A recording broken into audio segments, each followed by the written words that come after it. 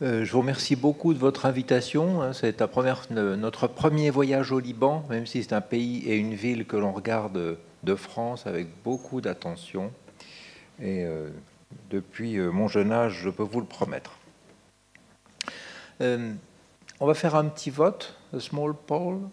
How many would you like this presentation in English? In French? Ok, très bien. Écoutez, ça me fait plaisir parce que la francophonie est une tradition au Liban et je l'aurais fait volontiers s'il fallait, mais les diapositives sont en anglais si certains d'entre vous le préféraient. Voici le plan que nous allons suivre. D'abord, est-ce que c'est justifié que je vous parle de ce sujet-là? Deuxièmement, les pathologies infiltratives pulmonaires, ce sont les plus fréquentes. Les autres, on va faire quelques petits scénarios. Comment les diagnostiquer? Et est-ce qu'on peut essayer de réduire le risque? Lorsque vous consultez PubMed, ce que nous faisons tous les jours, voici, j'en ai pris 3 exemples en mettant les mots-clés suivants. Voici le nombre et nous les comparerons tout à l'heure à ce que peut faire Pneumotox. Chacun connaît la fenêtre de PubMed. Voici le nombre, et je vous rappelle simplement que quand vous dites Drug-Induced Lung Disease, vous avez 2400 références, alors que quand vous regardez ce qu'il y a dans la base Pneumotox, vous voyez ici le nombre total d'articles qui a été mis à jour il y a quelques jours seulement, avec un total de 16 000 et quelques références. Une des préoccupations ou un des problèmes que l'on a avec la littérature, c'est que si on veut connaître les médicaments qui donnent des problèmes, c'est très difficile de les extraire de PubMed. Vous ne pouvez pas très facilement faire ce croisement. Pneumotox a été dessiné, construit, conçu pour cela. Ensuite, c'est généralement plus performant en nombre d'articles sortis si on veut un certain nombre de thématiques. Par exemple, Drug-Induced Pulmonary Disease, vous avez les chiffres Pneumotox à droite et ceux de PubMed ici à gauche. Si vous prenez par exemple la toxicité pulmonaire de l'amiodarone, c'est plus performant. Là, quand on croise méthotrexate et lung, il y a beaucoup de choses qui sortent et qui ne sont pas forcément de la pathologie. Ici, ce sont 529 articles de pathologie pulmonaire liés au méthotrexate. Donc vous concevez qu'avec une croissance de ces nombres, il devient difficile de maîtriser la totalité des presque 500 médicaments, 80 tableaux cliniques et 16 000 et quelques références. Voici le site Pneumotox tel que vous l'avez pour ceux d'entre vous qui l'avaient déjà consulté. Il est conçu pour vous donner un renseignement soit par le nom du médicament, autrement dit, mon patient a du cyclophosphamide, quelles sont les maladies qui peuvent résulter au plan pulmonaire de cette exposition. Ou bien alors j'ai un malade qui a de l'asthme, je mets cela dans le tableau clinique, quels sont les produits parmi ceux qu'il prend qui peuvent être responsables de ce tableau. Et nous avons par commodité, pour amener ce système plus près encore de votre lieu de soins ou du lit du patient, nous l'avons transféré récemment et nous allons faire une grosse actualisation dans les jours ou les semaines qui viennent, qui est prête à être transférée, de manière à l'avoir sur l'environnement iPhone et puis ensuite sur l'environnement Android et sur les tablettes qui vont se répandre de plus en plus, tout en gardant bien sûr, mais nous allons améliorer l'ergonomie, l'ancien site Pneumotox qui sera le plus complet. C'est-à-dire que tout ce qui est envoi vers des références, et nous allons maintenant avoir un lien hypertexte qui va vous permettre d'aller directement sur l'article de PubMed pour chaque médicament et chaque tableau clinique pour lequel un article aura été retenu. Alors les médicaments, il n'y a pas que eux qui donnent des atteintes de la part des médecins. Il y a aussi les excipients, c'est-à-dire les choses dans lesquelles les produits sont dilués, des adultérants comme le lévamisole, on verra ça tout à l'heure, des substances abused substances, des drogues illicites qui sont l'objet d'addiction, l'oxygène, des thérapeutiques de phytothérapie, des plantes, des herbes médicinales, plus particulièrement en Asie, et d'autres produits chimiques auxquels les gens peuvent être exposés. Ce ne sont pas des médicaments, mais certains d'entre eux, comme les raticides, sont des anticoagulants très puissants et ils vont pouvoir donner des accidents similaires à ceux des antivitamines K. Et puis à côté des médicaments, il y a un certain nombre de procédures qui peuvent donner des problèmes sévères, aigus, douloureux. Vous avez par exemple l'édème pulmonaire à pression négative, tous ces diagnostics vont rentrer en compétition et en discussion lorsqu'on regarde une éventuelle pathologie médicamenteuse. L'édème pulmonaire à pression négative, par exemple, je mords mon tuyau si je me réveille d'une anesthésie, et le tuyau étant mordu ou fermé, je respire très fort, j'inspire très fort contre une glotte fermée, et cette dépression thoracique peut créer l'édème pulmonaire. Il y a aussi des complications de la chirurgie plastique et des drainages, des explorations radiologiques. Et puis dans de rares cas, ce sont des dommages infligés par lui-même, par le patient lui-même. Je vous parlais à l'instant des excipients. Lorsque des comprimés sont écrasés et injectés par le sujet dans son système veineux, il peut accéder au réseau vasculaire pulmonaire et ces comprimés, enfin ces excipients étant insolubles, ils vont pouvoir créer au niveau des artérioles pulmonaires une vasculopathie thrombotique et oblitérante par réaction au corps étranger qui va constituer petit à petit une hypertension artérielle pulmonaire sévère. On peut, par des cristallographies et des examens en lumière polarisée, confirmer qu'il s'agit bien de granulomes à corps étranger. C'est une pathologie connue depuis longtemps et qui est une pathologie du drogué.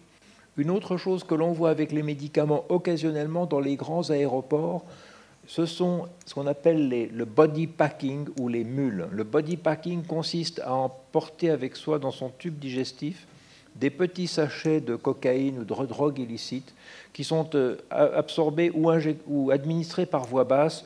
Vous avez ici un exemple qui pourrait être montré aux étudiants en médecine pour étudier l'anatomie du côlon ascendant, transverse, descendant, sigmoïde, sigmoïde accolé et l'ampoule rectale.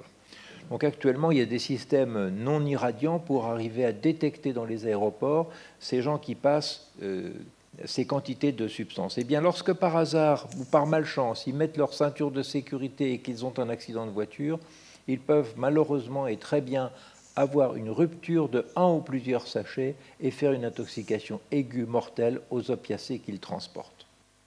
Voici plusieurs articles. Il y a aussi une vogue à fabriquer des drogues illicites depuis son camion, son sous-sol, sa maison.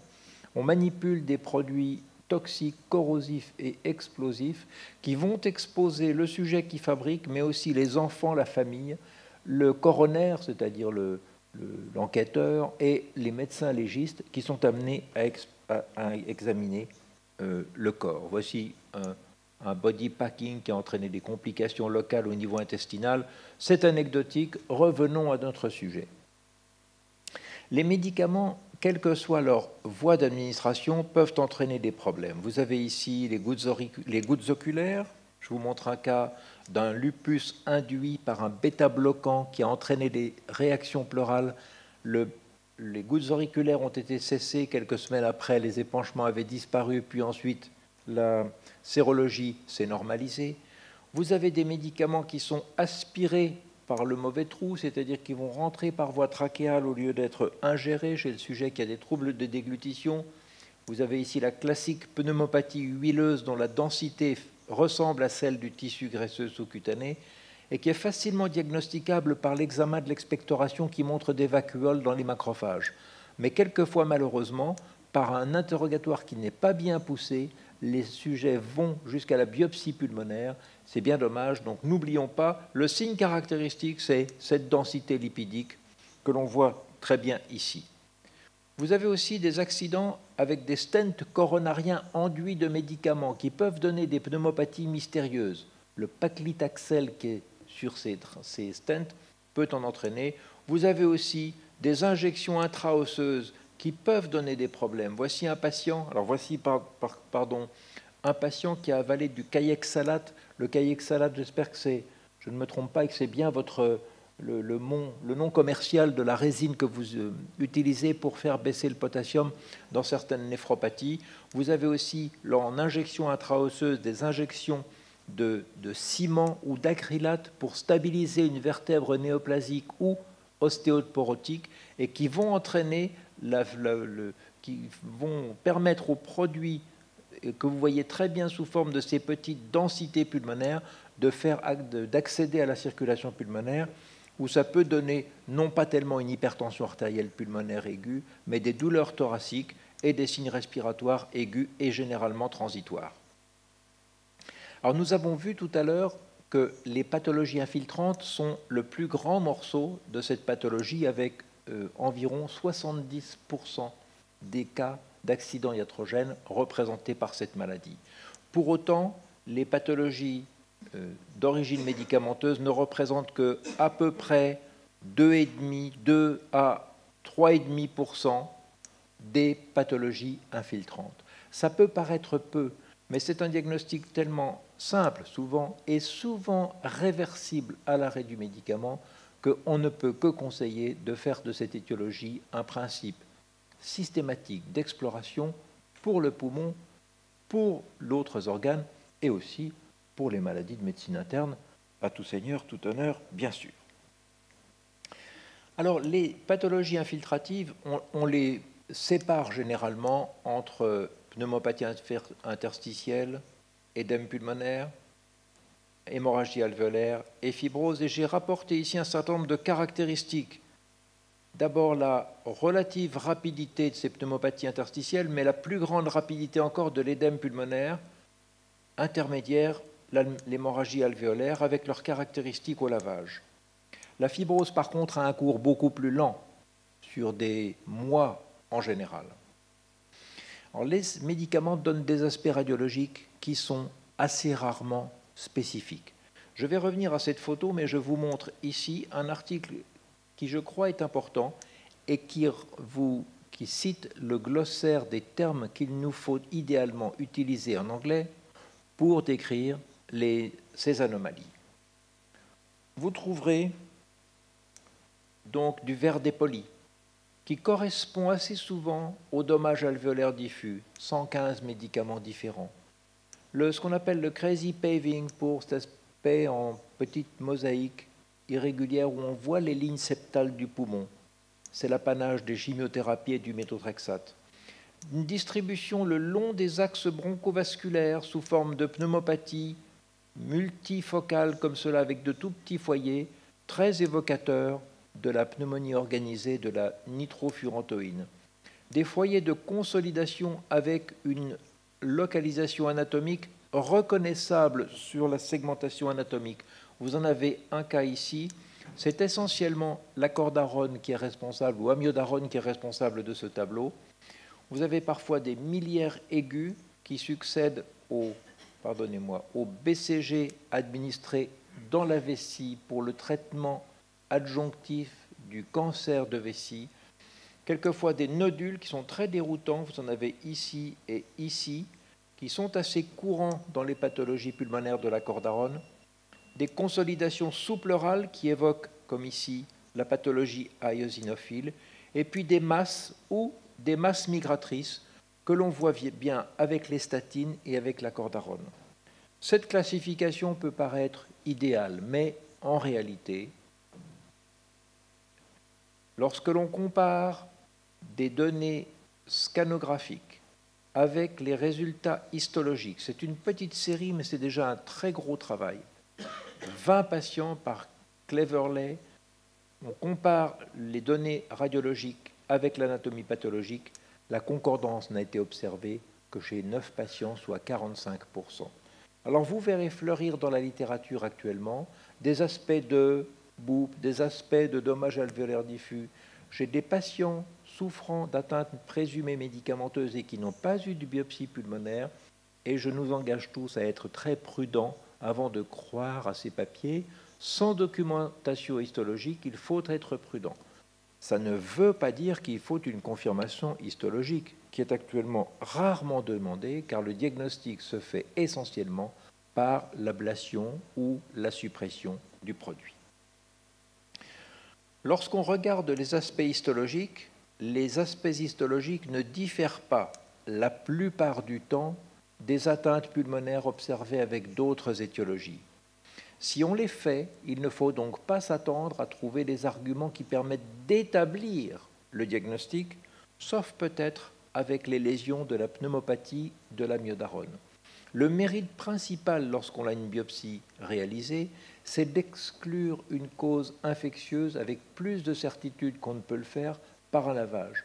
Pour autant, là encore, la biopsie n'est pas, sur la foi de cet élément, une justification qu'il faut faire souvent, car ce n'est pas un geste dénué de risque, surtout chez les malades qui ont des opacités diffuses, qui se sont aggravées rapidement ou qui sont hypoxémiques.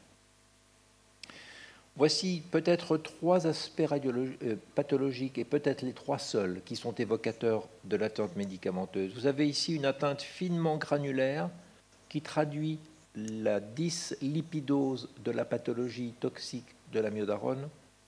Vous avez ici des gouttelettes de graisse dans une pneumonie lipidique, et vous avez des petites particules réfringentes dans une intoxication par des comprimés injectés ou aspirés au niveau du poumon. Ces trois aspects sont caractéristiques, mais ils représentent une toute petite fraction de la pathologie médicamenteuse, donc la biopsie ne va pas régler nos problèmes, malheureusement.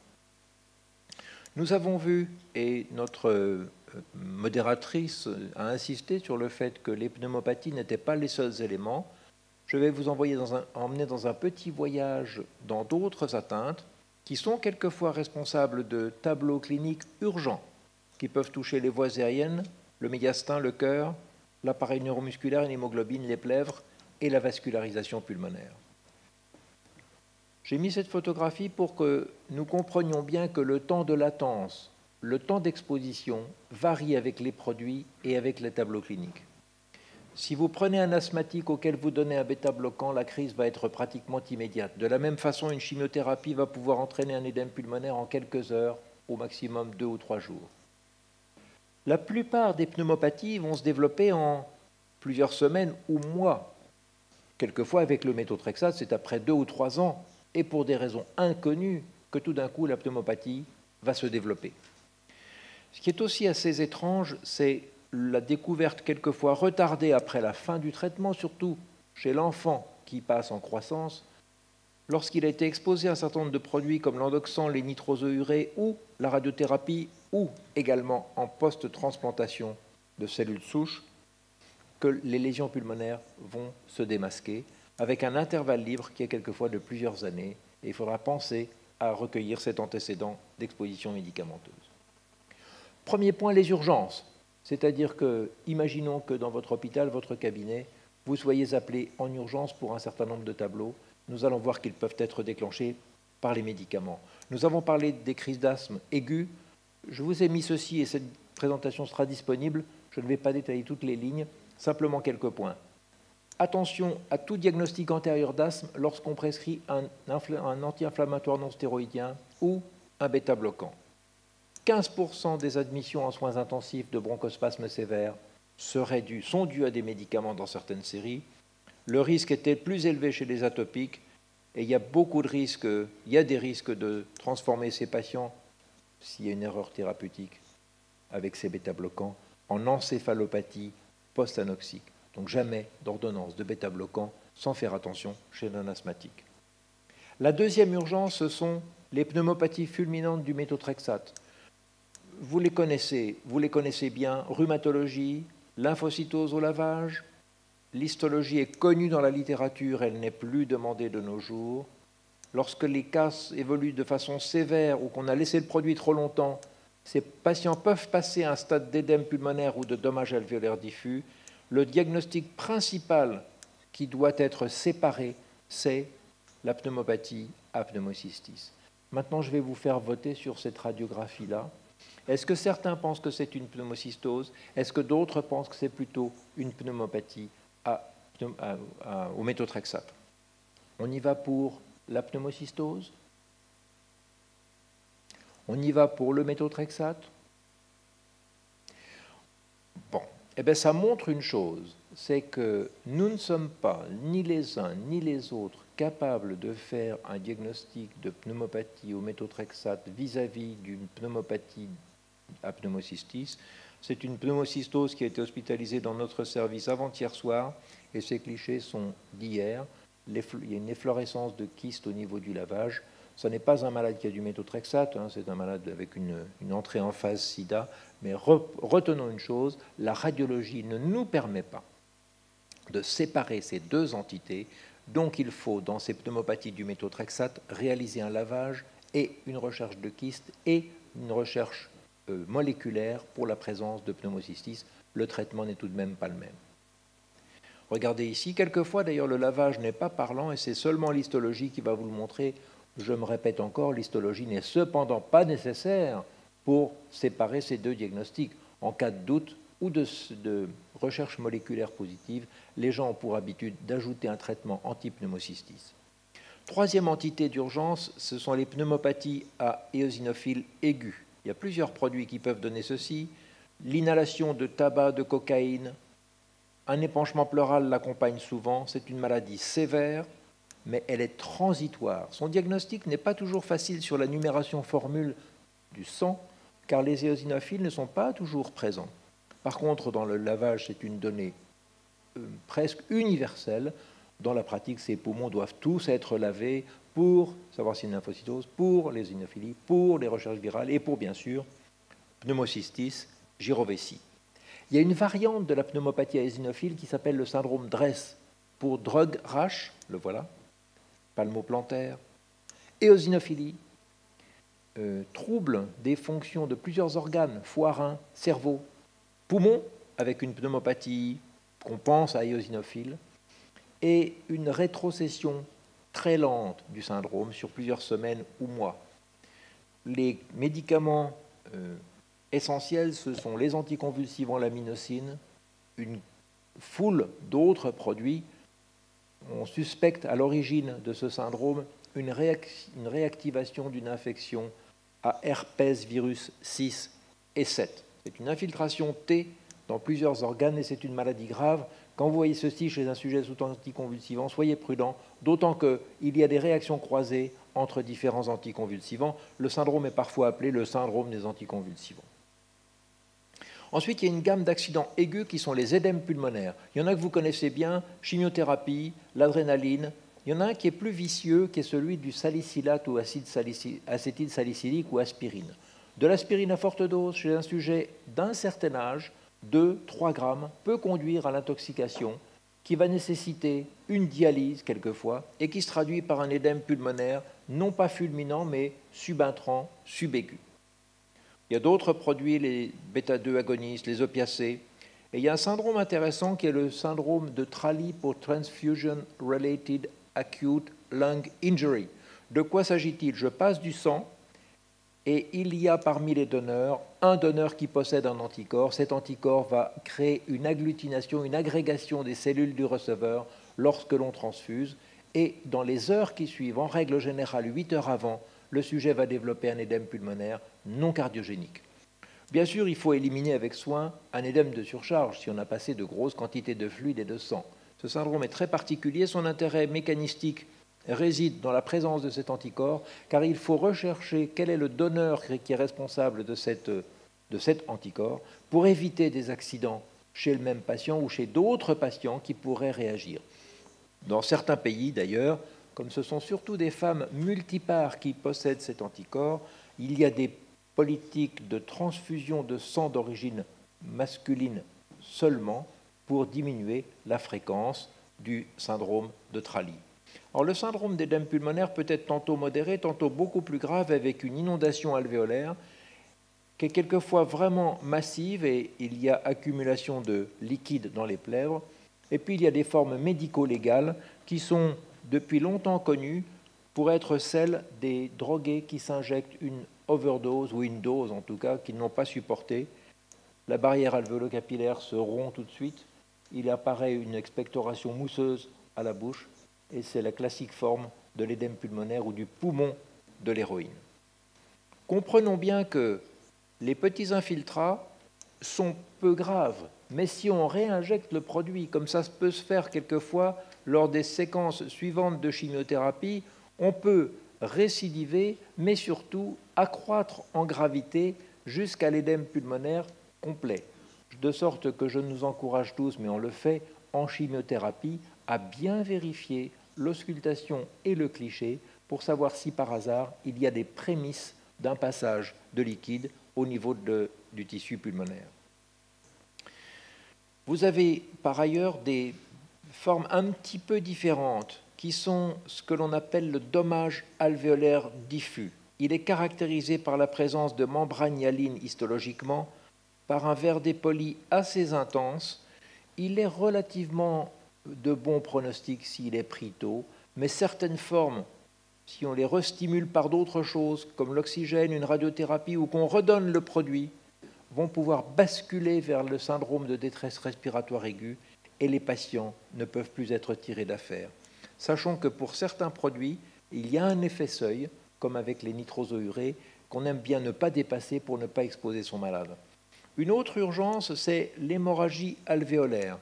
Elle s'accompagne ou non d'une atteinte extrapulmonaire, rénale notamment, et il convient de rechercher bien sûr la présence d'auto-anticorps, principalement les ANCA de type P, surtout s'ils sont à taux élevés ou plurispécifiques. Mais quelquefois, il n'y a pas un tel cortège pluriorganique ou avec auto-anticorps, et on observe ces hémorragies avec plusieurs produits, les anticoagulants de toutes sortes, les antiplaquettes que vous voyez données par les cardiologues, le sirolimus, un médicament de transplantation, la cocaïne, et je reviendrai tout à l'heure sur ces polluants qui sont ajoutés à la cocaïne pour présumément augmenter son pouvoir de voyage, entre guillemets, ou peut-être simplement pour augmenter ses profits. Et puis le silicone, qui est une substance liquide injectée, quelquefois auto-injectée ou dans des officines pour changer la forme du corps dans certains contextes. Voici une hémorragie sous cocaïne. Voici un poumon après silicone, vous voyez, édème pulmonaire, hémorragie et présence de ces petits globules de silicone.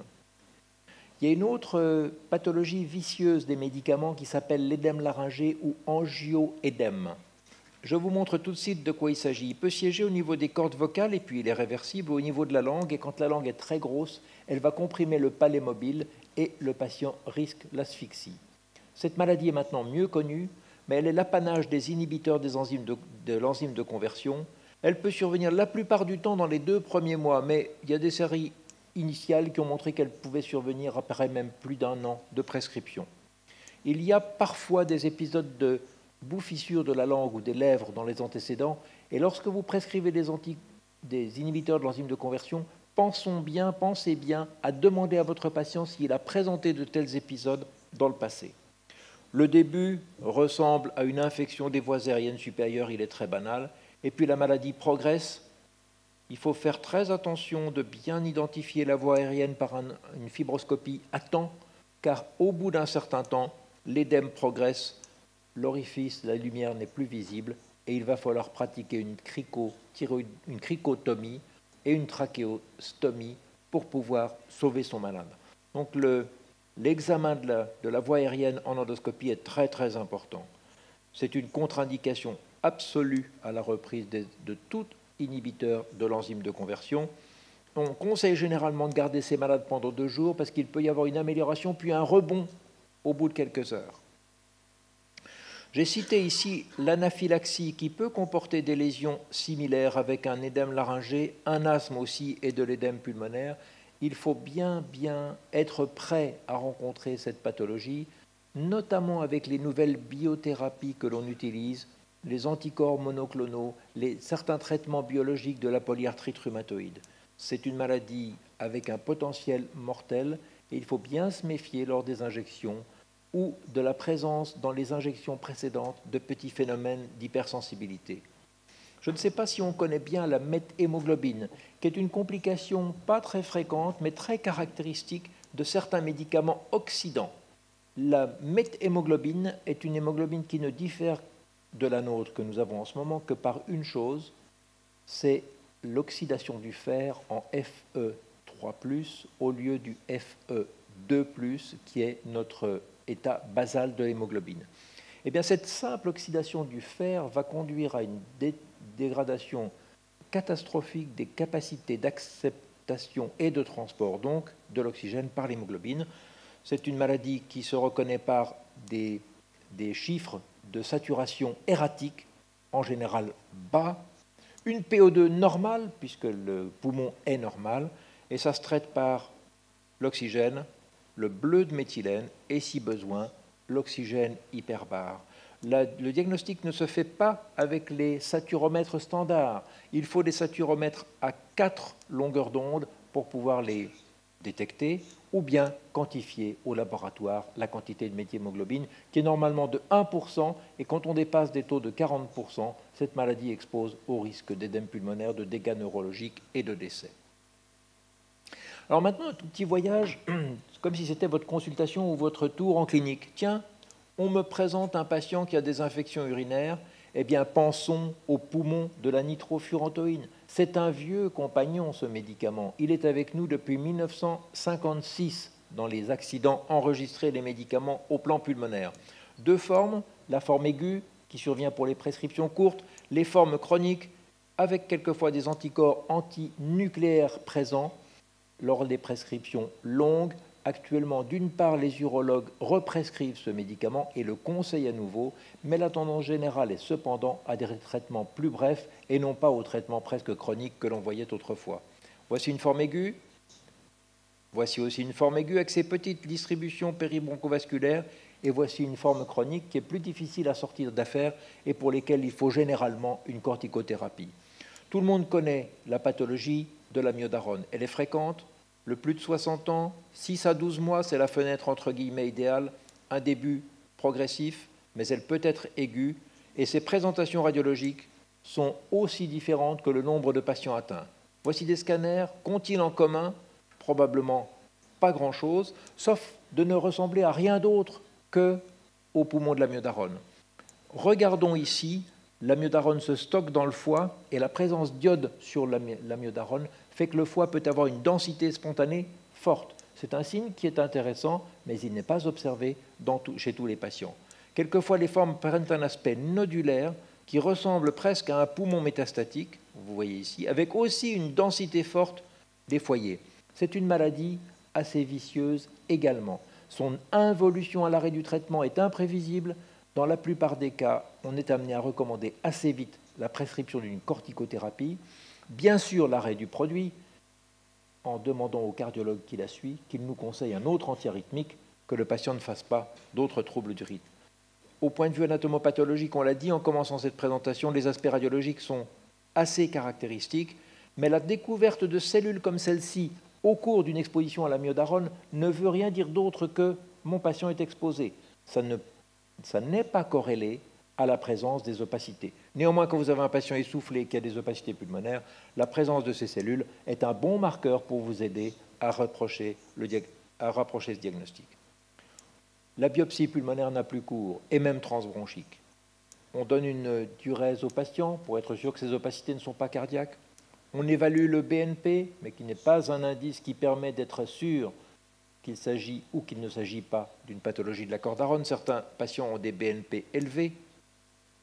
On enlève le médicament, mais ça suffit, généralement ça ne suffit pas, car le médicament a un taux de rétention dans les tissus, et notamment le poumon, qui est très élevé. Donc on a parlé de la corticothérapie tout à l'heure, mortalité globale tout de même 11%, à peu près 30% des formes hospitalisées et 50% des formes graves, celles qui sont en syndrome de détresse respiratoire aiguë. Il y a des variantes, opacité migratrice, qui correspondent à ce qu'on appelle la BOUP ou pneumopathie organisée. Syndrome de détresse respiratoire, notamment en post-opératoire, peut-être parce que les patients ont été exposés à des concentrations d'oxygène élevées, 3,5% de tous les cas de pathologie de la cordarone, une mortalité d'environ 50%. Il y a eu une vogue un temps de donner de la cordarone à titre systématique en post-opératoire pour éviter les arythmies, parce que c'est un médicament très efficace. C'est une pratique qui se perd petit à petit ou que les gens doivent pratiquer avec prudence, car le risque de développer un poumon blanc en post-opératoire est multiplié par 6 chez les malades qui ont ce produit par rapport à ceux qui ne l'ont pas. Et puis malheureusement, certains patients, voici le cliché avant cordarone et après, développent une fibrose pulmonaire irréversible et vont malheureusement décéder de leur fibrose, car il n'y a pas beaucoup d'options thérapeutiques, l'arrêt du produit ne fait rien et leur âge ne leur permet pas d'être transplantés. On a beaucoup misé sur la dronédarone ou Multac dans les années récentes, mais malheureusement, ce médicament ne sera probablement pas capable de remplacer la cordarone parce qu'il a entraîné des hépatites ou des hépatopathies fulminantes avec parfois transplantation. Et je vous ai cité ici 2 articles récents qui commentent la possibilité de pneumopathie après prescription de ce médicament dronédarone. Chez mon patient cardiaque, j'en profite pour vérifier qu'il n'est pas une toux chronique aux IEC ou des pathologies parenchymateuses dont je vais vous montrer à l'instant l'aspect radiologique, dues aux statines, masses, foyers pulmonaires bilatéraux qui ont souvent tendance à revenir tous les 2, 3, 4, 6 mois, tant que la statine n'est pas arrêtée. On peut être sur la piste de cette maladie par l'existence de myalgie chez ces malades qui peuvent accompagner ces foyers. C'est une pathologie assez fréquente et il faut être prudent en pneumologie et tenter de mettre en relation ces 2 choses, arrêter la statine durablement et vous verrez que dans bien des cas, sauf les plus graves, dans bien des cas, la pathologie s'en va. Ensuite, je vais faire un petit tour en neurologie et je vais voir un patient qu'on va me montrer qui a une maladie de Parkinson et qui est sous ergot de seigle. Ces patients peuvent développer des pleuropathies et péricardiopathies qui sont des fibroses du feuillet, des feuillets, et qui sont très très lentement involutives à l'arrêt du médicament. Il est rare que les corticoïdes fassent grand-chose et c'est une indication de sevrage, mais l'amélioration est lente sur le plan de l'imagerie. J'en profite pour vous dire qu'il y a beaucoup de médicaments qui sont susceptibles d'entraîner, on ne le sait pas toujours très bien, des épanchements isolés, unis ou bilatéraux, parfois associés à un épanchement péricardique. Ils sont quelquefois associés à des anticorps antinucléaires, mais quelquefois il n'y a aucun stigmate. Certains sont lymphocytaires, d'autres eosinophiles, d'autres entraînent un chylothorax, c'est notamment le cas du Sprycel ou d'azatinib.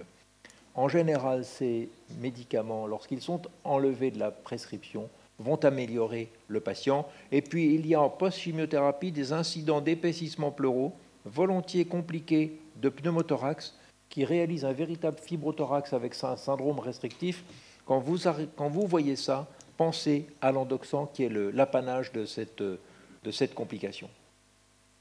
J'ai cité ici les médicaments récents d'hématologie qui peuvent poser problème. Je ne vous rappelle pas la bléomycine, chacun la connaît, et nous n'en avons guère le temps, mais il ne faut pas l'oublier, c'est un médicament très présent encore dans les protocoles et qui peut donner des problèmes pulmonaires. J'ai reçu aujourd'hui un article d'un collègue du Sultanat d'Oman qui a fait une série intéressante de poumons à la bléomycine et qui montre que c'est effectivement fréquent, c'est 10 à 12% de la population traitée, avec une mortalité, je crois, de 3 ou 4% quand même.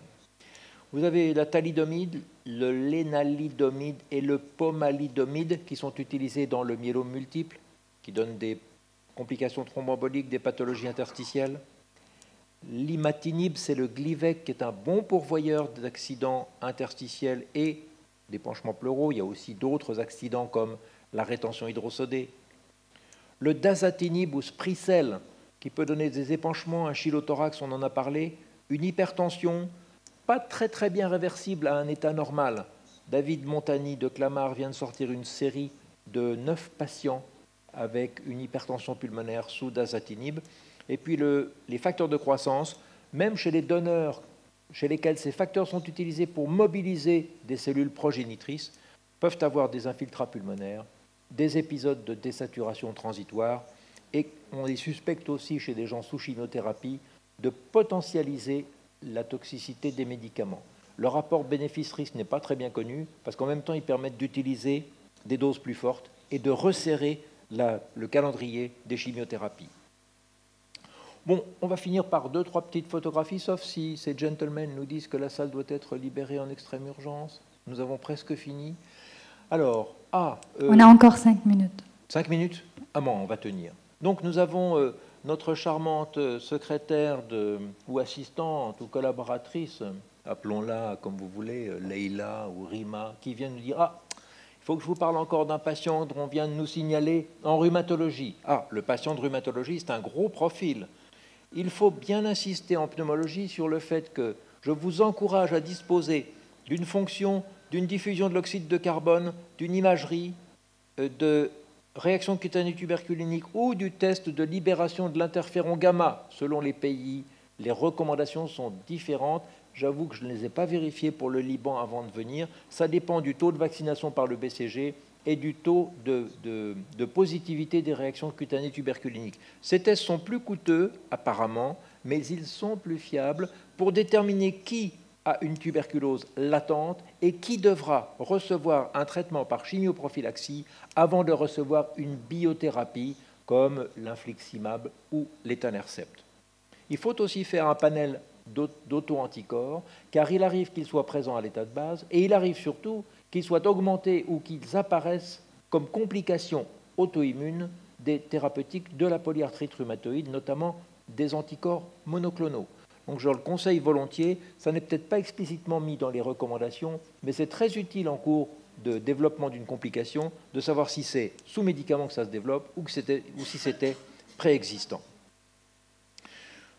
Nous avons donc le méthotrexate, l'Arava, les anti-TNF avec leurs complications infectieuses, des tableaux presque de sarcoïdose et l'auto-immunité dont nous parlions à l'instant, patientes vues récemment avec des adénopathies bilatérales sur étanercept et polyarthrite rhumatoïde. Ops, avant que j'oublie, le docteur Jibaoui du département de médecine interne voudrait vous présenter quelques cas dont j'aimerais que vous lui disiez s'ils sont bien pour la prochaine réunion des cas cliniques. Alors, premier patient, Minocine, long term. Eh bien, il faudrait demander à notre collègue si ce patient a eu un dosage des anticorps antinucléaires et des ANCA, car ils sont volontiers positifs dans le lupus induit par la minocycline, qui est un traitement qui s'utilise aussi dans le traitement de la maladie rhumatoïde. Cette collègue veut nous présenter aussi un patient qui a des lésions cutanées et qui est sous l'antithyroïdien appelé propylthiouracil. Est-ce qu'elle nous demande, est-ce que nous avons des suggestions à lui faire? J'imagine que comme interniste, elle connaît ça très bien. Eh bien, il faut savoir que ces lésions de vascularite cutanée et du lobe de l'oreille peuvent être observées avec le propylthiouracil et d'autres antithyroïdiens de synthèse, et qu'il y a avec ces médicaments d'autres localisations organiques et des anticorps de type P-ANCA la plupart du temps, les PR3 sont plus rares, et qui ont, on le disait tout à l'heure, fort titre et quelquefois multi-spécificité. Elle vous montre aussi ce patient qui a des lésions différentes de celles-ci, qui sont plus limitées, mais celles-ci ont un aspect nécrotique au niveau du visage, du tronc. Et elle a même une autre patiente qui a des lésions similaires. Et l'atteinte du lobe de l'oreille est très, très caractéristique aussi, du propylthiouracil, on l'a vu tout à l'heure, mais d'un médicament ou d'un présumé médicament qui est coupé ou qui adultère la cocaïne vendue dans les rues. Alors, on va lui dire, elle ne va pas nous attraper comme ça. Je lui suggère le papier suivant, que nous avons récemment tous lu, j'imagine, ou vu, qui est le lévamisole, et on peut très bien lui suggérer de doser le lévamisole parce qu'on a besoin d'arguments épidémiologiques pour comprendre ces maladies et savoir si le malade a du lévamisole dans son sang. Il y a des techniques de chromatographie en phase gazeuse qui permettent de le doser. Alors, il faut aussi vérifier... Encore 2 minutes. Pardon ? 2 minutes. 2 minutes. On est désolé. Bon, on a tout notre temps. Voilà, donc pensons bien à doser le salicylate, on l'a vu tout à l'heure, faire un tox screen aux patients qui rentrent aux urgences, le lévamisole, par contre le méthotrexate et la cordarone, cela a peu d'intérêt. Loïc Guilvin est là, et c'est un sujet qu'il connaît bien. Il y a des arguments pour penser que le syndrome de Churg-Strauss n'est pas lié aux antileucotriènes, et il y a aussi des arguments de logique et épidémiologique pour penser qu'ils sont reliés. C'est un débat dans lequel il n'est peut-être pas séant de rentrer maintenant. crois que la seule chose importante en pneumologie ou en médecine interne, c'est que si un malade a un syndrome de Churg-Strauss et qu'il est sous antileucotriène, la question de l'arrêt du produit va se poser. Enfin, je crois qu'on peut se dire, et c'est un vieux papier que j'ai ressorti pour vous, qui date de 1973, Drug-Induced Lung Disease, le prix du progrès. Je l'ai mis ici dans la présentation, vous pourrez la trouver, les critères diagnostiques, et je vous propose aussi d'adhérer à cette philosophie des réductions de risque, connaître ces médicaments, se poser toujours la question, stopper le médicament dès que c'est possible, ne jamais donner de bêta-bloquant à un asthmatique, demander si le patient a un asthme avant de lui donner de l'aspirine ou un anti-inflammatoire. Méfiez-vous des interactions médicamenteuses, notamment celles qui vont faire monter le taux de cordarone ou de sirolimus et ainsi induire une pneumopathie. Attention au phénomène de rappel. Je donne un produit de chimiothérapie chez un maladie radié, je vais pouvoir lui déclencher a posteriori une pneumonie radique. Je fais attention au taux sérique et vous pouvez aller sur Pneumotox quand vous voulez. Voilà.